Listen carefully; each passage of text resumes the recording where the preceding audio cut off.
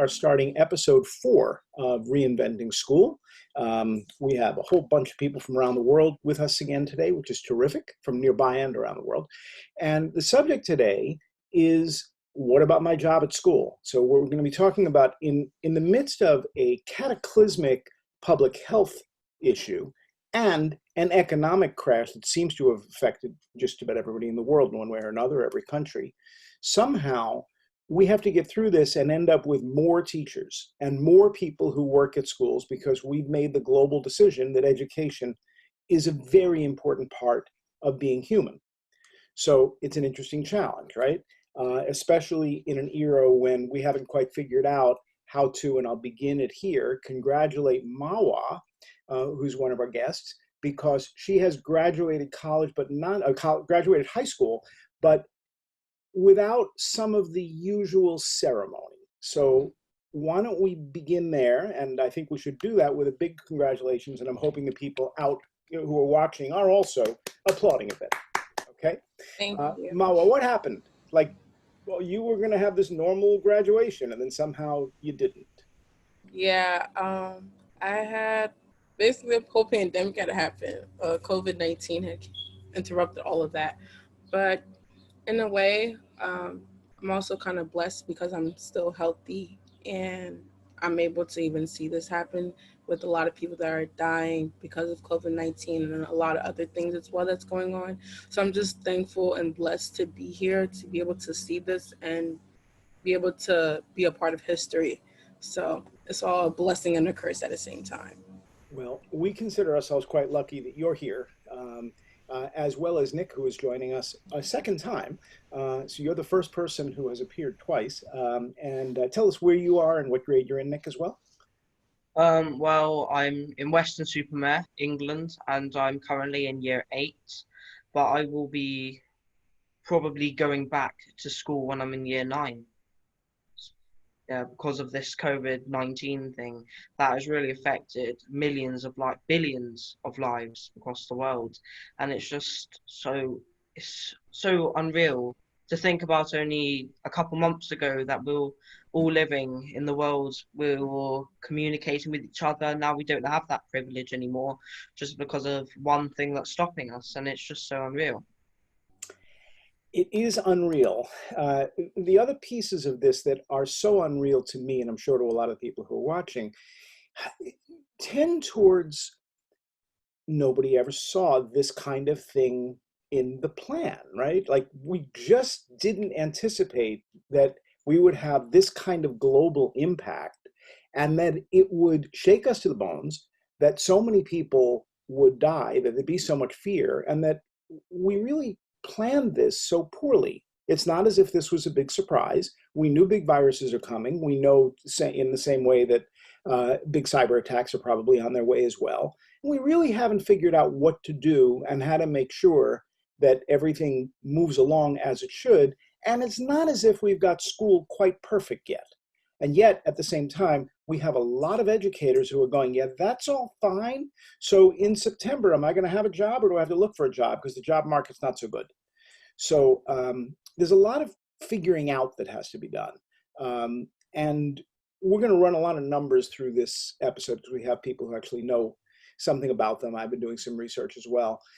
So I'm curious, and I'm going to begin with Diane Ravitch, who has written 12 books, if I have that right, about education, and comes from a world initially of No Child Left Behind. And I'm hoping you'll tell us a bit about that story and the changes that you've gone through and kind of coming to different conclusions.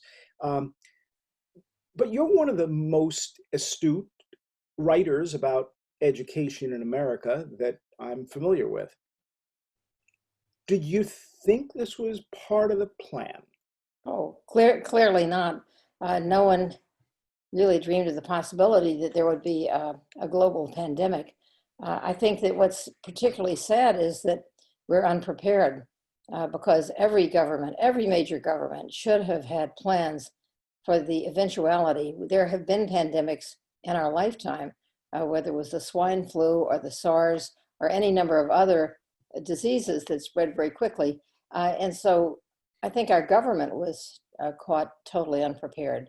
And I can't speak for anyone else's government, but in the US, the president basically said, I'm not going to take any leadership here. I'll take credit if good things happen, but not my fault if bad things happen. And I'm going to leave it up to the 50 plus governors of the states to compete with each other to get the protective equipment that people need. So it's been something close to chaos. In terms of the schools, the response was protect the children, protect the staff, which was appropriate. And the best way to protect them was to say, stay home. And educators had to scramble to come up with lessons. They were not trained to be remote teachers. They were not prepared for this eventuality. And at the same time, many of the people who are teachers and educators are themselves parents. So they had to maintain a teaching position at the same time that their own children were at home and learning. So it's been very difficult on people in the schools. It's been extremely difficult for students. And I would say that the general consensus in this country, and it may be different for different kids, obviously, is that people are really yearning to have real school again. They miss their friends, they miss real teaching, and they miss the activities associated with school. They miss the sports and the arts and the music and all of the things that happen in school. So I think this has been a very difficult time. And I think what makes it even more difficult is the fact that no one can say for certainty when it will end. We don't know whether school will resume in September. It might, but it will be very, very different if it does, because we know that there will not, it's highly unlikely that there'll be a vaccine this year. So until there is a vaccine, there's a very high degree of risk involved. The thing that strikes me is, oh, but there's a plan for September. We know we've learned so much in the past few months that we've concentrated our efforts throughout the world to make sure that we are stable. And regardless of whether there is or is not a virus, we have an absolutely clear direction for how we're going to educate what turns out to 2 billion kids. Gavin, I have a feeling you're going to disagree with that statement. So let me introduce Gavin. Gavin, your background is more complicated than I can capture in a sentence. Can you? We know that you're in London.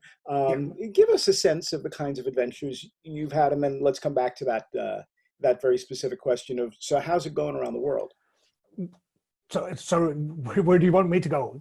Well, tell us who you are first. All right. So my name's Gavin Dykes. I work advising governments, working with governments. Perhaps the thing that I get known most for is I organise and I'm responsible for the Education World Forum, which is a meeting of ministers that happens each year. In January this year, I think the figures were we had 112 ministers of education and 109 countries represented at the event. And so I set up the discussions that set the agenda for the discussions that we have. And I have been doing that for getting close to 20 years now. I also do something similar in India each year, although that's only the last 7 years.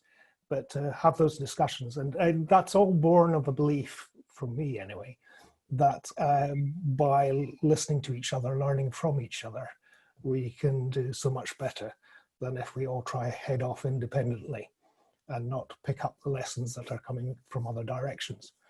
Every country is different, every culture is different, but that's a delight. But actually how we can learn from each other and take things from there and make education better, with the fundamental aim of giving our kids the best opportunities they possibly can have.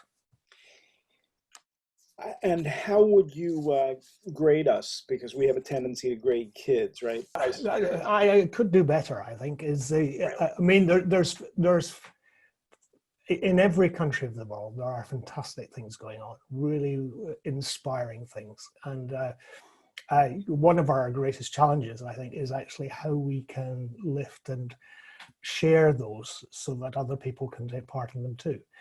But it's a bit like, it's funny, as you were describing, or the opening, I was thinking that, innovation is ideas plus implementation.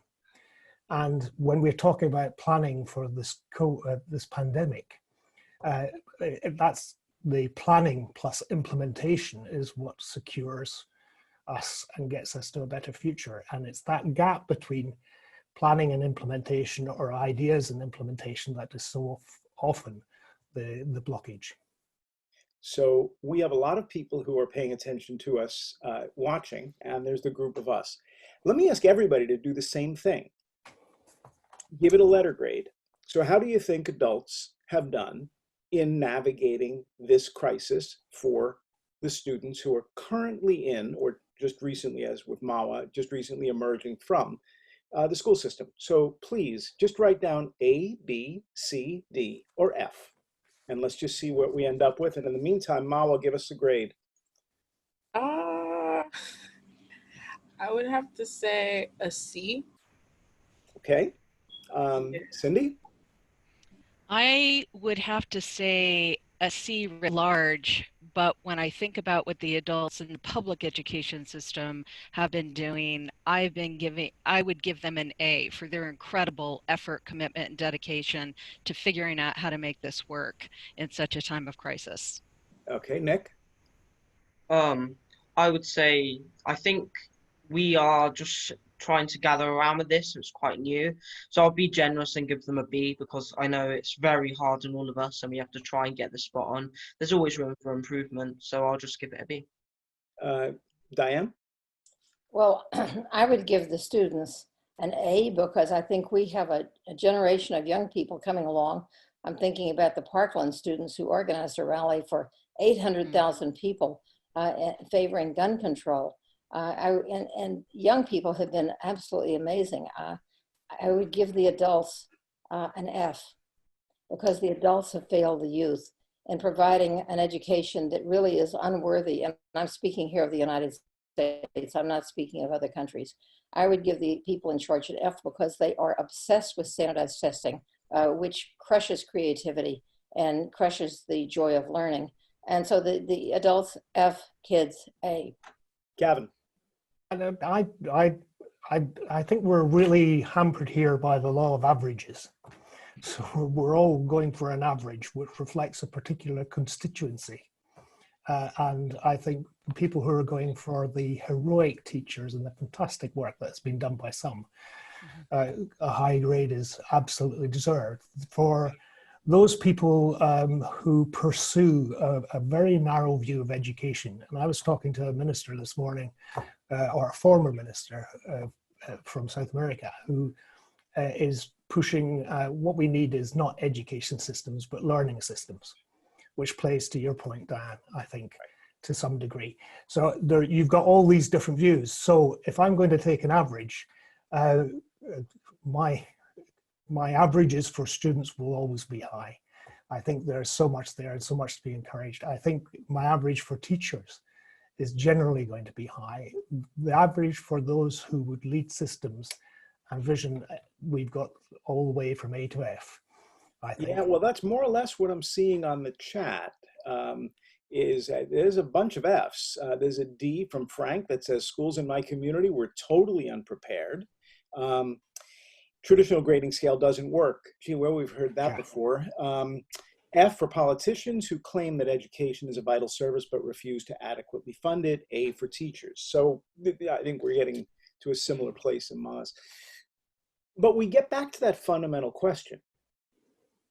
I'm a teacher. I'm not, but if I were a teacher, am I working in September? And how do I feel secure about that? Because I have to feed one of the reasons that I'm a teacher is so that I could live close to my family, I could live in my town or near it, but now that job may not exist.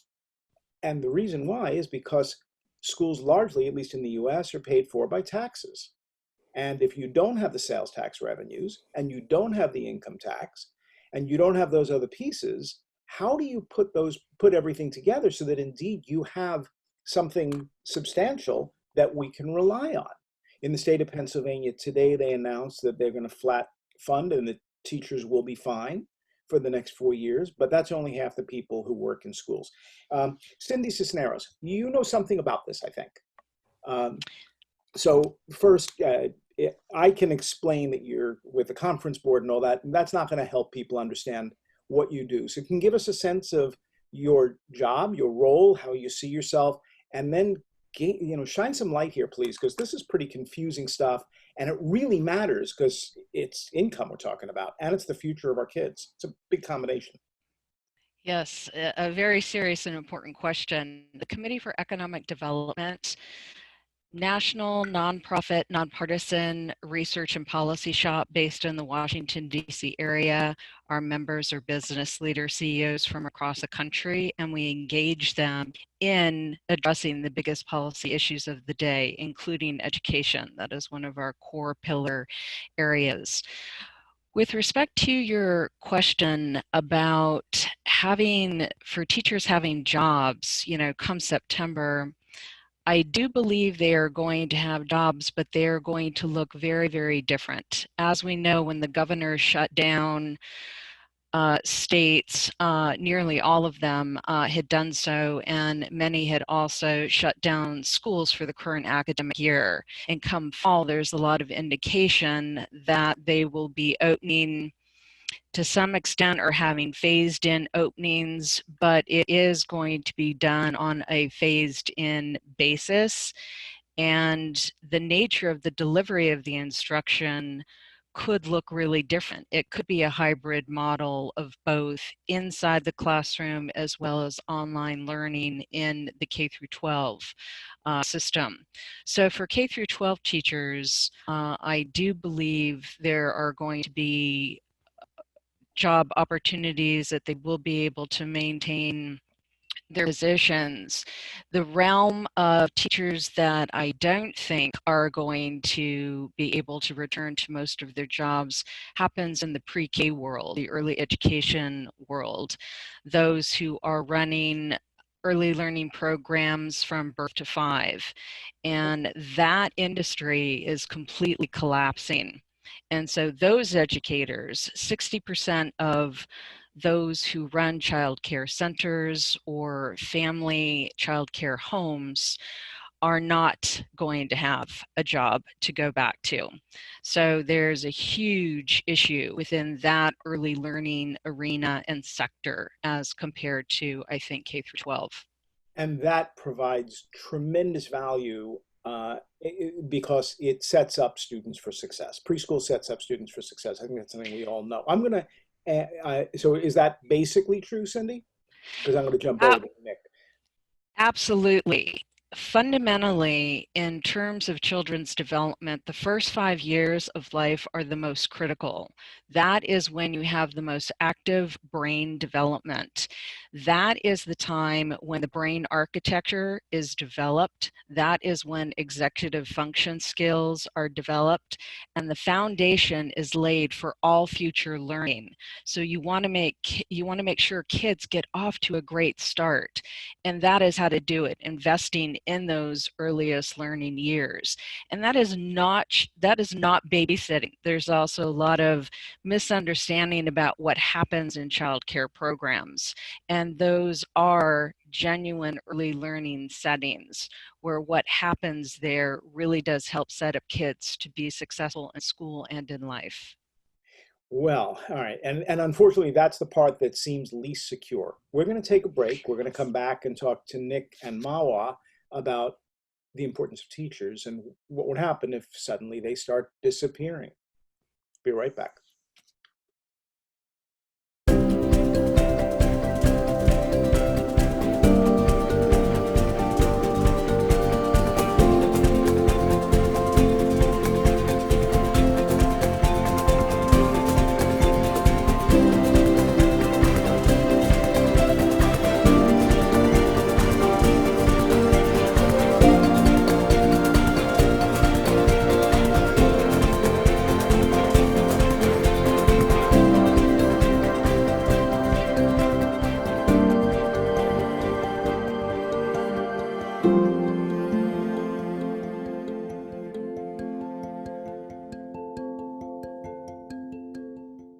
Mawa, Yes. if there were fewer teachers, well, let me ask you the question differently. So how'd the distance learning thing go? Can you explain the question a little bit more? Sure. If you had to rate the effectiveness of distance learning during this past few months, would you say it was better than your usual classroom experience? Worse, about the same, or something that was from another planet? For us, it was, I would say, it was from like a different point, because at my school, we never really did anything online. We just never had Google Classroom or like class, like student having email addresses to get in contact with their teachers. Most of the time, everything was kind of like textbooks and notebooks and just writing stuff down. um, like a traditional way. So we never really had like technology implemented into our school. It just started happening like a couple years ago. So like they started bringing in like smart boards to be more interactive with students and stuff like that. And plus the school I'm at, they barely get any type of funding for school. So we don't have the luxury of having technology in the classroom or being able to do certain things that the local schools around us have who are bigger than us. So it's kind of strange and it was very hard to get adjusted to. But at the same time, our school, like the schools and principals and the administration, they knew about what was happening. And a lot of the schools around us and in other states were getting prepared for worse. And I feel like the administration did not help the teachers prepare as much. So when it was time for this, which is what happened, about 3 weeks, and because they were training teachers for them to do that online, so that was also hard for the teachers. Say So what you them said. having to learn everything online. Say what you said again, because the What? internet connection fell apart for you. Yeah, like they like we didn't have work for 2 or 3 weeks because they had to train the teachers on how to use Google Classroom and and So that time that they took and they had, oh sorry. Go ahead. that's okay. I'm thinking I was recently in a classroom. I was about halfway back from the teacher talking, so about the middle of the room. I couldn't hear a word the teacher was saying. I then went to several other classrooms and found that was somewhat similar. This is so much worse. We didn't understand a word that you said in the last minute, and we're relying upon this technology for the education of our kids. So we'll come back to you, but the idea that we can't even have that conversation, what? This is what we're relying on? We probably need a better idea. Nick. Well, I personally think it's out of our control, really, because we a teacher, I think it's more than just a job. I think a teacher shapes your education. If you don't have that right teacher, then I don't think you can learn as well. It's kind of like it's like a second parent in a way. Because if you can really connect with your teacher, then you'll learn more and you'll be educated more. And I personally think that teachers are so underrated because they are the thing that shape our education. And right now, I don't think that's the way that, well, my school are doing, where they set work online and we can't interact with our teachers. I don't think it's the same. And I think my education has dropped a little bit. And yeah, I 100% agree with Cindy about the first years of our education being the most important. Because when you're younger, you have that mindset that you can do anything in the world and you set those minds that you want to be someone when you're older. And without a teacher or without school to go to, I think it's going to be much harder. Because with a teacher there, they can really just teach you the way things should be. Diane, you've taken a pretty close look at this, I'm sure. Sure. Well, first of all, I don't really think that teachers' jobs are secure at all. I think that what we're going to get from this pandemic is, first of all, and the governors have already announced this in several states, massive budget cuts unless Congress enacts legislation to send billions of dollars to the states and to the school districts and cities, because the revenues have dropped so dramatically that the schools can't afford to do what they must do. We know what they must do. They must have smaller classes. And if you're laying off 10% or 20% of your teachers, you can't have smaller classes. There has to be social distancing. There have to be more healthcare workers in the schools in order to check children's and adults' temperatures. So we need to have more staff, and we need to have professional staff.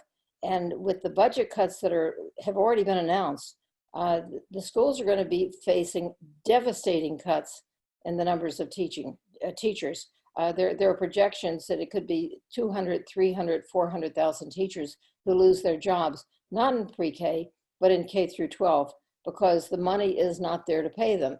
And I want to go back to something you said, Howard. You said, before you do, yeah. How many teachers are there in the U.S. and what percentage of the of those jobs are at risk? There are about 3.5 million, and the projections that I've seen recently are that anywhere from 300,000 to 400,000 teachers might lose their jobs. But this is not assuming that we'll have smaller classes, which we must have.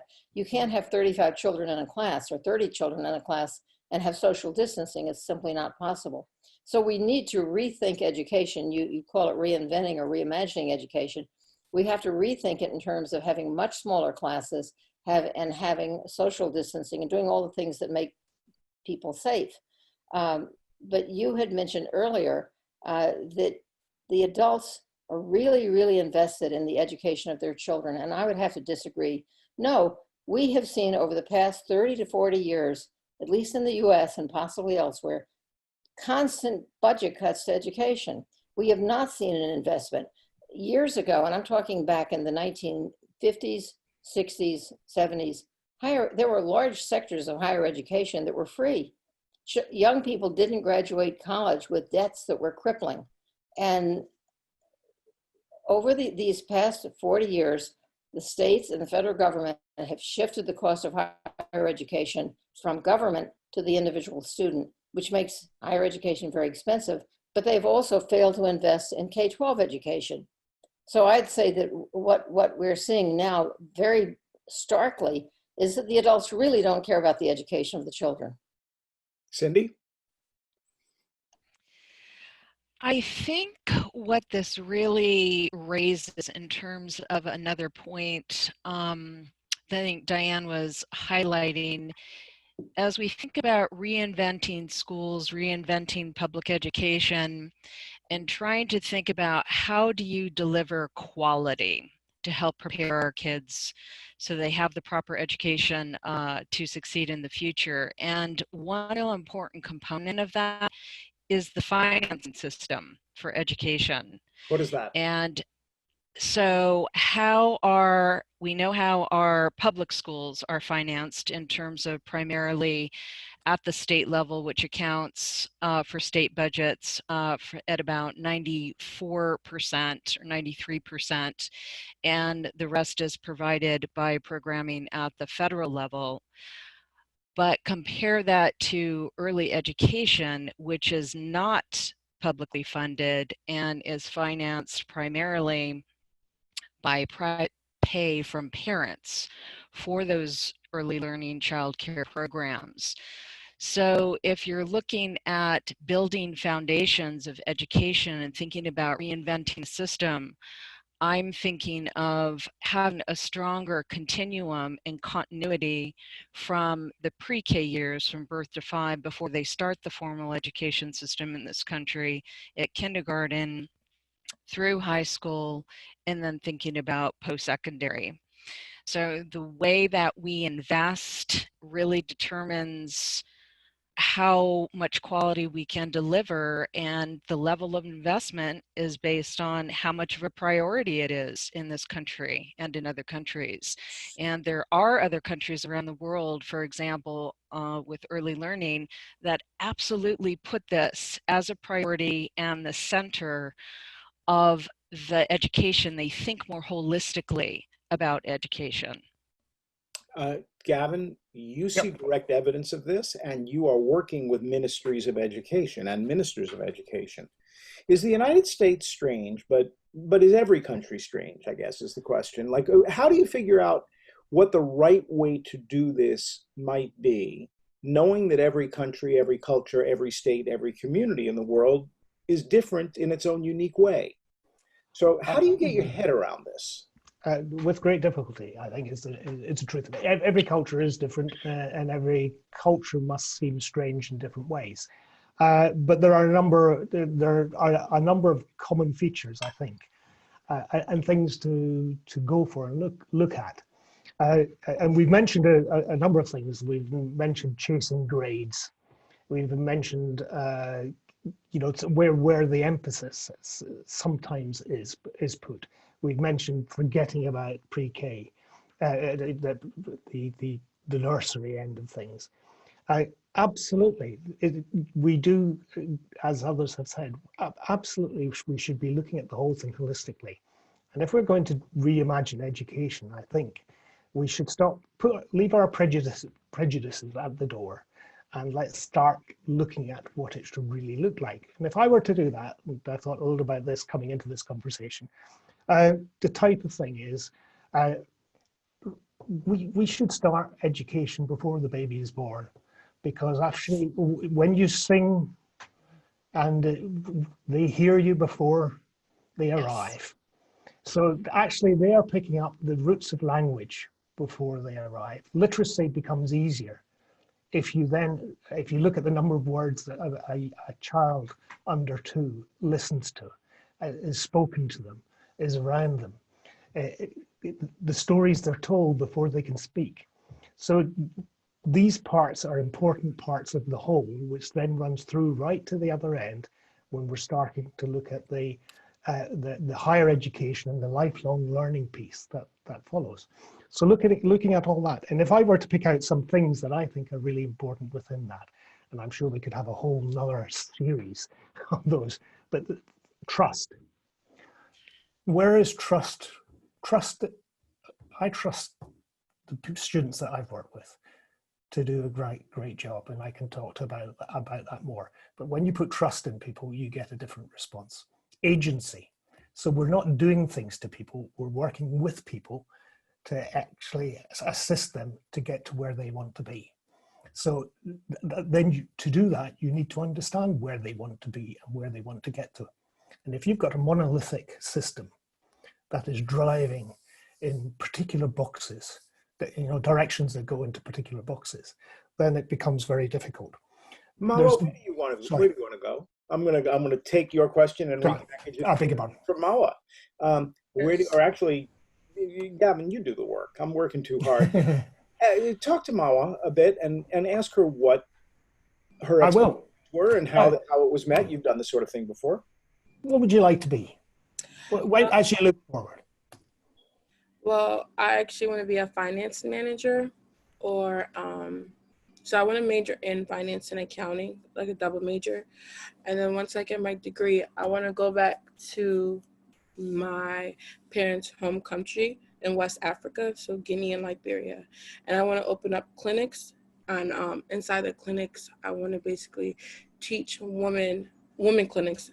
I want to teach women about financial literacy and to help them understand that they can also be breadwinners in their households. And also, and if they didn't get the opportunity to go to school, I will help them. My team and I will help them go to school and also help their kids get a scholarship or anything to help them further their education and their education. That's brilliant. That's a fantastic thing. So if I'm responsible for teaching you or working with you on literature, how can we make the literature or the English language we're teaching, if that's the language we're using, how can we make that help you get to where you want to be? Are there ways that we could do that? Are there different things we could do with your teaching? I could say that about any subject. If you were talking about math, what are the things that I could the examples that I could take that would particularly help you in reaching where you want to get to? Sorry, that's the kind of question. No, that's great. I don't know, but that's what I would want to dig into to try and help you to get where you want to.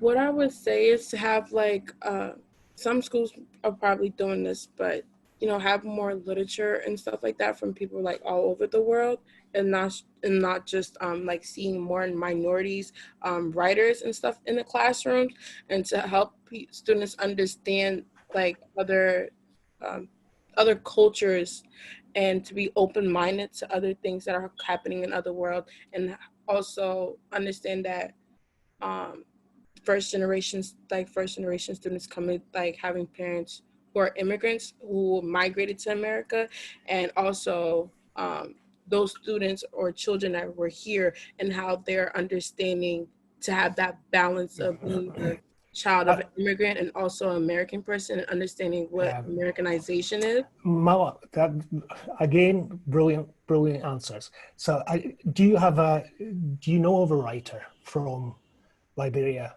or Guinea or do you have any writer? If you don't, could you find out some for me and let me know? Yeah, please. Yeah. As I travel around the world for this Kids on Earth project, where I interview lots of kids Thank in you. places, that's how Nick and I met. One of the things that I do with teachers is I exchange a list of, here's books about my country that I think you may enjoy. I want a list of books from your country. It's the beginning. Yeah. But for me, that experience has been so eye-opening, in part because as I'm looking at the chat, somebody saying, well, Mawa is going to be a TED speaker pretty soon, which is a wonderful compliment. And I'm going to lay that compliment on Nick as well. But I got to say, I've met so many students in so many places who so far exceed adult expectations. It's as if we built an education system down here, but the kids are already up here. Absolutely. So many of them. Even in places where income is a challenge, where home situation is a challenge, it seems as though, for whatever reason, society has lifted all of us, as it does, more towards healthier, wealthier, better educated. Diane, am I completely off base here? Well, if what you're saying is that the kids exceed our expectations, I certainly agree with you. I think that, the topic or the conversation is about reinventing education. And we certainly need to do that. And I think the kids deserve that. We have, at least in this country, subjected them. And I'd say it's international. I think about the international testing, and everybody wants to be first, which is ridiculous.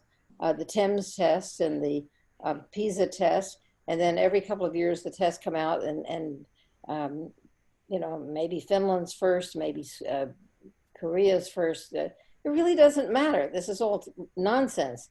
We should be focused on the needs of children, the interests of young people, nurturing all of them to be the best they can be, giving them opportunities to be creative and to soar. And instead we're saying, take this test and we're going to judge you by whether you get the right answer, which is absurd, because life does not consist of right answers. Life consists largely of hard questions that we all have to figure out. And this is what we should be teaching, is how do we ask the right question? How do we figure out, I don't know what's going to happen next week or next month. No, none of us do. And I think that we can't just give kids right answers and say, that's how you're going to be judged and graded, and teachers will be graded by your answers, and schools will be closed because you didn't give the right answer. This is an insane situation that we have gotten ourselves into. So yes, education needs to be reinvented, and it needs to be built around the ideas of creativity, of play, of thoughtfulness, of critical thinking. And I say Mawa is going to say something, and I want to hear what she has to say. Go ahead. Yeah, like Dr. Diane's just said, a lot of what we're taught in school, it's all about a test that we have to take at the end of the year, or even taking the SATs and stuff like that. I feel like, and not a lot of things we learn about these things every single year. Since I was K through 12, I realized I'm learning the same things, and I'm just taking a test to take it, to just get right answers to be whether below basic, proficient, or advanced. So taking that away and opening a lot of people's minds to learning about different people cultures and understanding history. There's a lot of things in history books that are not beyond the history book that we're not learning about, and people need to understand that there's a lot more to it, and it's not just what you're learning is actual history. There's other things that we need to know about from other people's cultures, and not just the American fighting the war or stuff like that. We need to learn about what other people went through. Like, I had to learn certain stuff beyond the history textbook that I learned, and even when I brought it to my teachers' attentions, they would say, oh, we're not learning about that, we're learning about this. Well, I already learned about this. Can we learn about something else? Can you guys try to implement that in your curriculum? Well, no, we're learning about this, and this is what I have already planned. So now some teachers are not even open to the idea of changing their curriculum a little bit, just to have that wiggle room in, just for students who are interested in certain things or would like to learn about certain things to get educated on. Some teachers are not even open to that idea. So I think, like Dr. Diane said, like taking away the standardized testing and helping students understand other people's cultures and learn about other things besides what we're going to be learning on the test, I think that will be a lot more efficient. We are going to head into a quick break, but I want to point two things out. One, almost everything you said, Mawa, you're going to see listed on the next 5 episodes, which is going to be included in the break. But now, speaking directly to the audience, we are also looking for more kids to participate in these conversations for these next few episodes, and also several experts. So as you're watching, keep an eye on that, and we will be right back.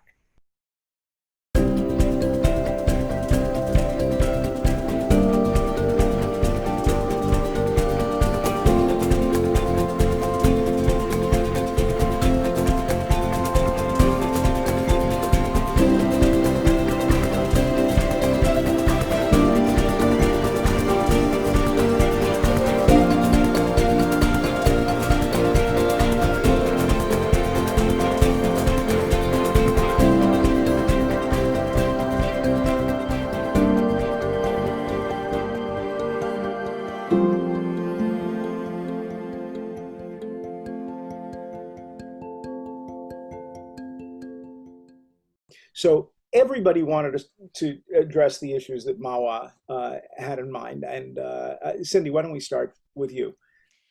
One critical foundational question I think that I hear from all the conversation is really, what is the purpose of education? What does it really mean to educate, and what does it mean to be educated? And I think having Mawa and Nick having that student voice and including that student voice is critical in figuring out the answer. No, we don't want to turn kids just into widgets so that once they graduate from high school or college that they're just plugged in to a workplace. We want to think, as we've heard from Mama and Nick, to have a more comprehensive education, understanding of ourselves and the world that we live in, and what it means to be a citizen of the world, and those types of considerations and parameters. So I really think that's an important question for discussion. We've been at this question since John Dewey and before. How hard could it be? There's got to be a reason why we're not doing this. This can't, I mean, it doesn't take, it doesn't take great brains to go, we probably should teach kids things that they need to know. We probably should give them more of a voice, all of this. But we consistently, persistently do not do that. The idea that we even have kids in this, students in this conversation feels a little radical to me. And probably to some of the members of the audience, and probably to the students. It's like, yeah, of course, you're going to sit, Nick, in Mawa with some of the most brilliant education minds in the world. And we want you to pull up a chair and be very much part of the conversation. I wish this was like this everywhere. The idea, Mawa, that you're begging teachers to include additional information in the curriculum kind of speaks volumes, doesn't it, about what either they're capable of doing, they want to do, the education system allows them to do. My answer to all that is go read a book. They're not going to teach you about Liberia. It ain't going to happen. Yeah. What's the other country, Guinea-Bissau, I was trying to remember. Guinea. Guinea. So how much information have you been provided about Guinea?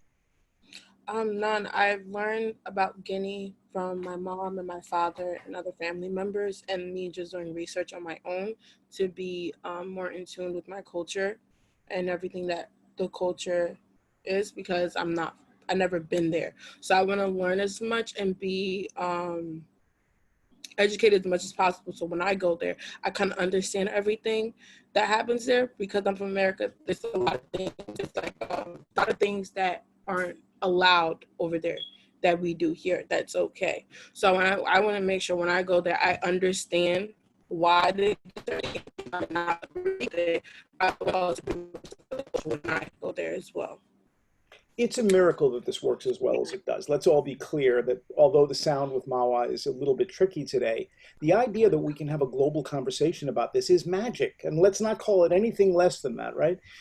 But with that, I want everybody to think about 5 items they can tell one another about Guinea, including where is it on the map? And I'm seeing even our educated experts here rolling their eyes going, I should probably know that, but I don't. The reason is because we don't teach it. The reason is because it's not part of the curriculum. I think everybody ought to be able to name every country in the world. Gavin, help. I don't think we should teach it. I think Mawa should teach us. That's where we get it wrong. Okay. It's because, and Mawa should be supported and given the support to become the expert and teaches us. I've often said that I learned more by teaching than I ever learned from learning. When you have to actually study it so that you can then present it or share it with other people and bring it. So what actually brings us down is the standardization, and that standardization is not just about grade tests. The standardization is the standardization of roles. Now, where I want the questions to come from is from the students. It's not my questions that you're answering. It's the questions you have. So let's find out where you are. If we do that, we change the whole notion of a curriculum. And the whole notion of learning. I'm not sure we do change the whole notion. You learn by asking questions. Hey, Diane. But we don't give that opportunity too often. Diane, you've been doing something, you've been in the same lane for a long time, right? You've been studying education. You've been working on it very hard for a very long time with great success. I mean, you've affected a lot of people, and, you know, seeing in the chat, I'm so excited that Diane is here. I've always wanted to talk to you, all that. Take education out of it. What do you want to learn next? You're not allowed to say anything related to education, just in your life. What do you want to learn? Oh, gosh. I guess I want to read more novels. Why? Because I love the world of imagination. And I think that the great writers can take us to places we've never been. And we can stand in their shoes and learn about different worlds, different cultures. And when you come across a great novel, it can change you. That's what I'd like to learn next. And I never seem to have time to read novels, although when I have, I love them. So that's something I would like to get more into. Cindy, same question. Not allowed to use education. Well, just as a human being, what do you want to learn? I want to learn, I think, the ability to continue to be compassionate and empathetic are values that I would like to continue to grow and evolve. How are you going to learn that? Teacher? Through, yes, teachers, workshops, books included. So a variety of resources. Nick, what do you want to learn next? And how are you going to do it? Well, I have many things that I want to learn, but I don't know, I enjoy sort of things like this because I don't know what to say really, because I love my education and I know how important it is. And I think that Skype calls like this, doing more things like this is really what's learning. Because Dr. Diane, Cindy, Gavin and Marwa, you've taught me so much in this Skype call alone than more than what a test has taught me in my life. So I would say that doing stuff like this is what I want to do more. I want to learn more, you know, because there's always something to learn in the world. And I know you didn't want me to talk about education, but, you know, it's just so important. And I want to learn more.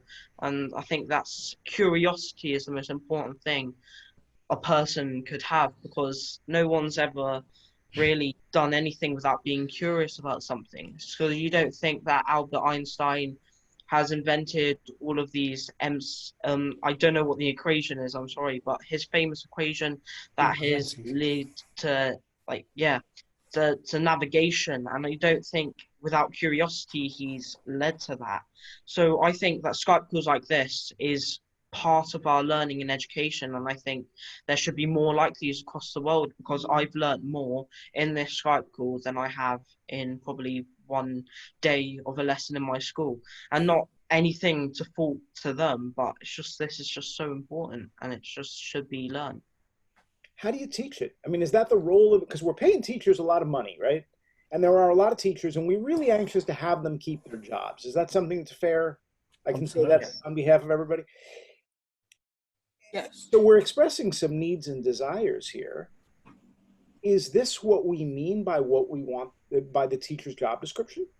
Do we want the teacher to be able to encourage Nick's curiosity, or to encourage Cindy's desire for greater compassion and understanding of how that works, or Diane's desire to read more novels? Do you want to become an English major? How does that work, right? How do you learn what you're going to learn, Diane? Are you just going to read, or is there more to it than that? And do you need a teacher? Do you mind if I say something that's been really, really heavy on my mind during this discussion? We know a lot about distance learning, and we've learned about it not during this pandemic, but we've learned about it over the past 20 years. Right now, there are a lot of privateers and profiteers who are seeing this pandemic as an opportunity to make money. And I get emails every day from very extremist groups and mainstream groups, business people. And they're looking at the pandemic as a business opportunity. How do we cash in? How do we turn this crisis to our advantage so we can make money? Because let's fire teachers, replace them with computers, we'll sell more software, we'll sell more hardware, and the kids will all be somewhere. They might not be at home. They'll be gathered somewhere in front of a screen. And we have so much evidence now of 20 years of the failure of distance learning that I really want to raise this concern, because I don't want to let it pass. I don't want to just talk about what flight of fancy do we want to go on and where will our imagination take us, but rather, how do we protect the idea of the purpose of education? And to me, the purpose of education is to give young people the opportunity to develop into full human beings in which they can explore their interests and become successful by whatever measure we have, not by test scores, but by their being able to follow their passions. As Gavin said before we went on the air, become far more curious about the world and go beyond where we are today, because we represent the past, they represent the future. But it's not going to happen through distance learning, because it's depersonalized learning. And what young people don't need is depersonalized learning. They need personalized learning. And true personalized learning is people. Thank you, Diane. Okay. I mean, I think there's a number of different things. I think I do feel at times that the world divides in education and in other things into two groups of people. One group is those who are doing it for their own personal advancement, and others are doing it for the greater good. And that makes, that is not a black and a white. That is not a left and a right. That is, it's somewhere on that grade. But the closer you are to doing it for the greater good, the likely better person you're going to be, because you're going to think about the ways in which you can support learning in somebody else that helps the fulfillment of that person. And that's where the greater good really lies. So I think going down that route is critical.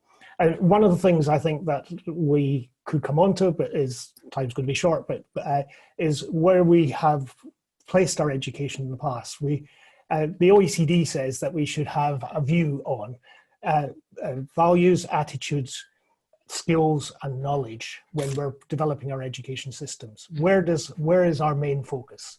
I think it's at the knowledge and maybe a bit of the skills end. Where should it be?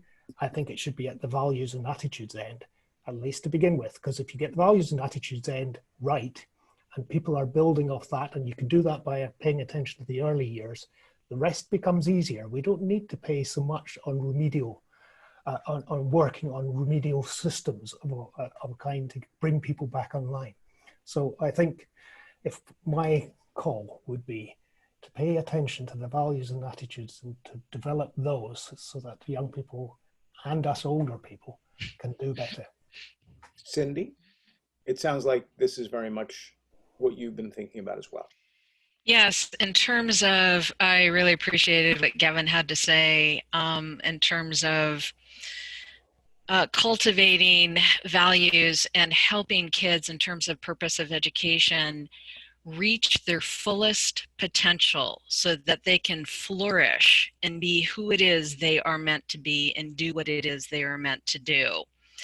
And that aspect of inquiry and asking questions, I think, is an important component of education, being able to discern and learning how to learn. So you are always being a lifelong learner and being engaged in your community, in your country, in the world, and having an understanding of other.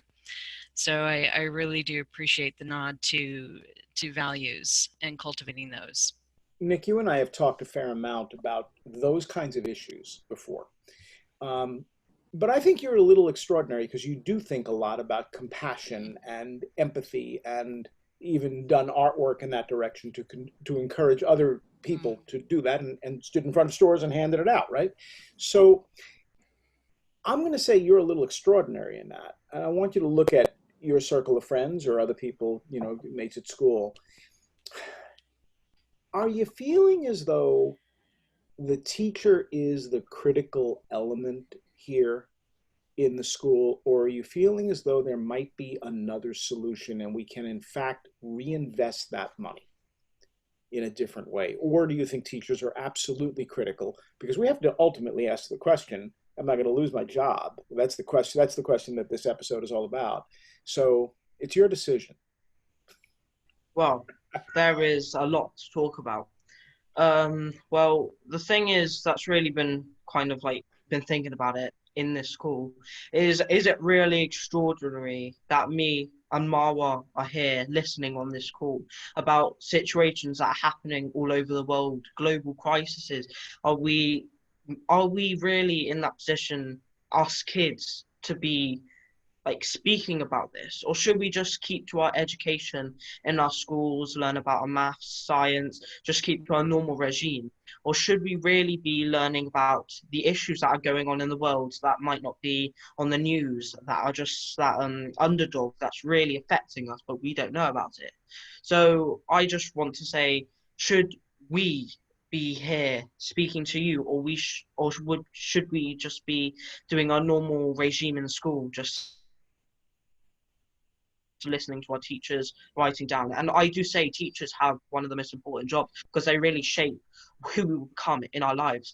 But should we be going further beyond that education? Because I know that we are getting pushed sometimes, like you have to do things outside of school, but really I think people have been relied on schools like, oh yeah, I have to focus on my education straight in, and then once I go out, I go to university and then get a job. But should we be focusing outside of school, and should we be focusing on the stuff that we are talking about here today? So what's really more important? Himawa, answer that question. I definitely think we should be here and having this conversation, because how can these people shape our future and tell us that what we have to do if we're not in the conversation telling them what we really need? And they wouldn't know, because they already went through the process and they had people judging they already had people controlling, that's the word, controlling how their education needs to be done in order for them to graduate from high school or college. So I definitely think we need to be in the conversation, because we can change that and we can have a say in our education, how we want it to be done and what we want to be done, what we need in order for us to graduate, how we feel about that. So I definitely think we should definitely be in the conversation. Most definitely. That's 100%. Yeah, 100% agree with you. I know, but it is seen as us being together speaking. It's seen as extraordinary that kids are getting involved in this, and that's what I'm saying is wrong, because more kids should be involved in this. More kids should And be on this yeah, call and explaining how because they feel about everything that's going on and how it's affecting them and their family. And there's a lot. I mean, I feel like we don't see a lot of, we see bright students, but we don't see a lot of them because they feel like they don't have a voice in the, they feel like they shouldn't be heard. And I think that's completely wrong. And they should definitely be heard. And because of the situation that they're in, they're not motivated to speak about how they feel or about what they're going through because they feel like no one is going to listen to them because they had no one listen to them their whole life. So for them, I definitely think that more kids should be on the call and explaining things and giving more ideas about how we should reinvent schools, because the newer generations are coming and it's just going to get more and more complicated, or it may get more and more better, and it can only get better from here. We should not be stepping down or letting this fall back. We should be moving forward and making this a better thing. So, yeah, 150%. Because when you do look on the news, well, especially in England, I don't see any kids or teens or younger people speaking about this. You normally only see like the politicians that have already gone somewhere and they've got their strong, firm education and they have gone somewhere in life. But maybe let's involve some kids and some people that you might not have seen before and try and relate to a person living through this crisis as one of the average citizen of the UK or America or wherever you live. And this is such an important thing. And Marwa, I would like to thank you, because people like you and people like Gavin and Dr. Diane and Cindy and Howard and even Steve Hargadon, who's always so been in this call, I would like to thank you guys so much, because what we are doing. And also Patty as well. Yeah, thank you. But it's just we're changing the world, and it might not be like a lot, but we are changing the world one step at a time, and that is important. Because if you send the message at one person all at once, they won't really understand.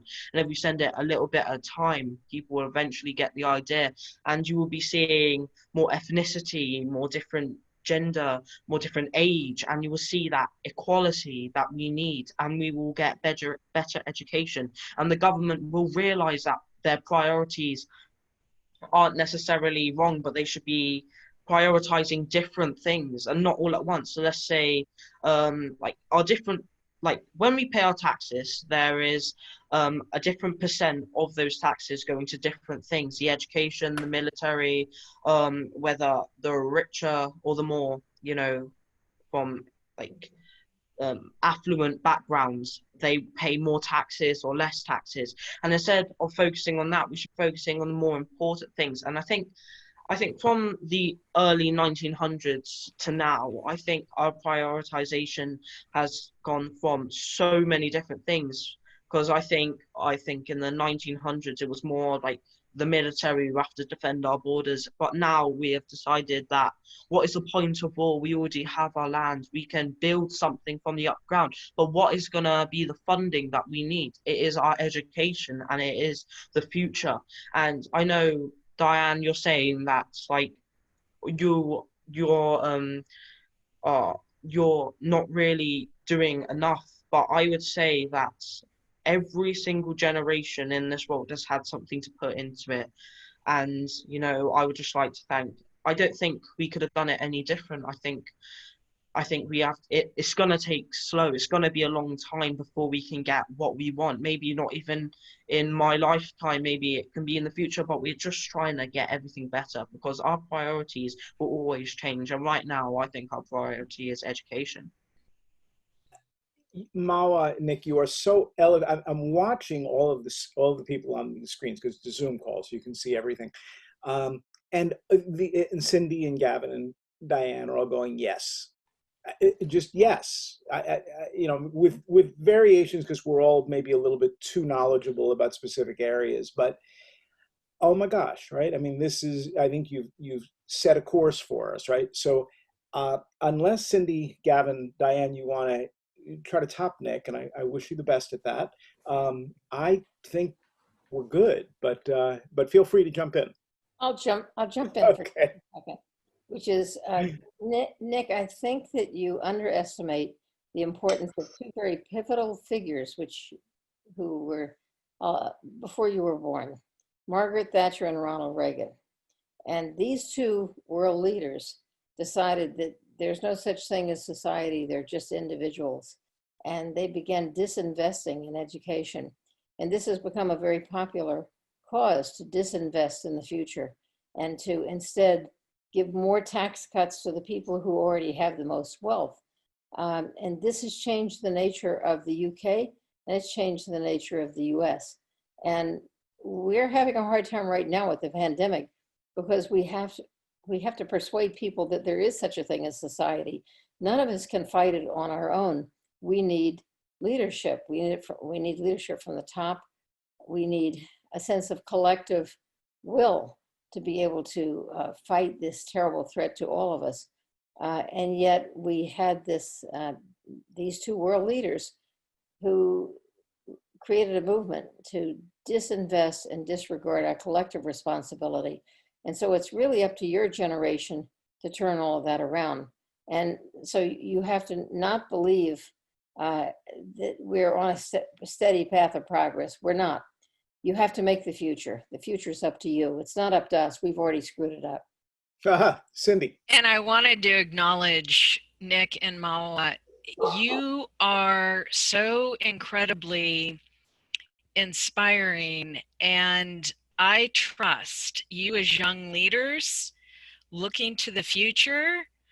I am heartened, I am encouraged, and I think we're going to be in good hands with young students like you. Thank you. Thank you. Gavin? Thank you.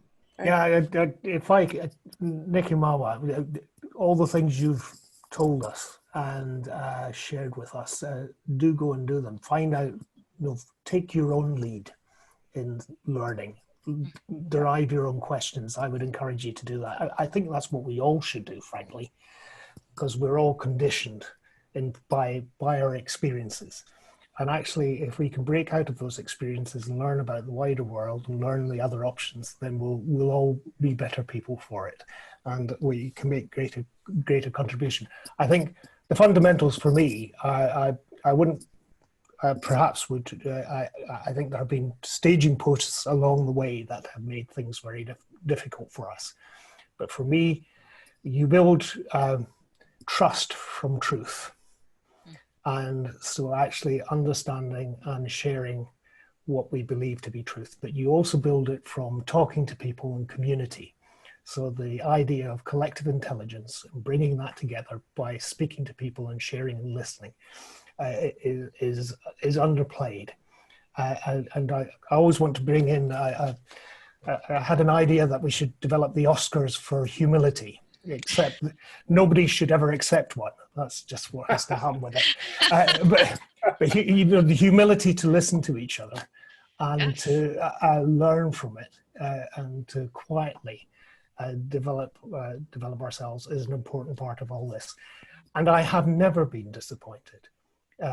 You are great representatives here, Nick and Mawa, but I have never, ever been let down when I have put my trust in and given responsibility or shared responsibility with young people. So the next time, thank you to everyone. The next time through this, we're going to be talking about the other side of this, which we touched on a bit today, individual learning. We each have a responsibility, whether it's Diane reading novels or any of us pursuing our own personal interests. You never asked me, but that's you know how to play that thing. Badly, yes. Badly. Very funny. So for those who are listening to the podcast, you lifted up a what? That was a saxophone. Thank you. A tenor saxophone? It looked rather long. No, it's tenor saxophone. Yeah. Okay. So next time through, curiosity, individual learning, and the individual drive to figure this out regardless of what the schools are doing. At the same time, for all the teachers, we're hoping you're all going to be able to keep your jobs, and we're thrilled to be part of that conversation. Thank you to everyone. I know we ran a little bit longer today, but the conversation was pretty good, and I'm thrilled that everybody was able to stay.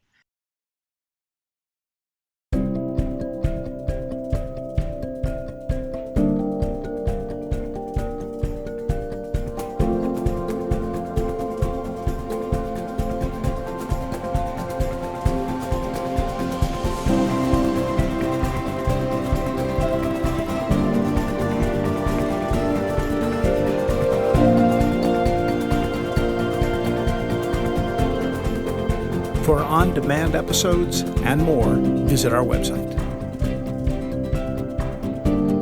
Kids on Earth contains hundreds of video interviews with students from around the world. Learning Revolution is a global collaboration network for people who care about learning. Be sure to join us next Thursday for a new episode of Reinventing School. Thanks for watching.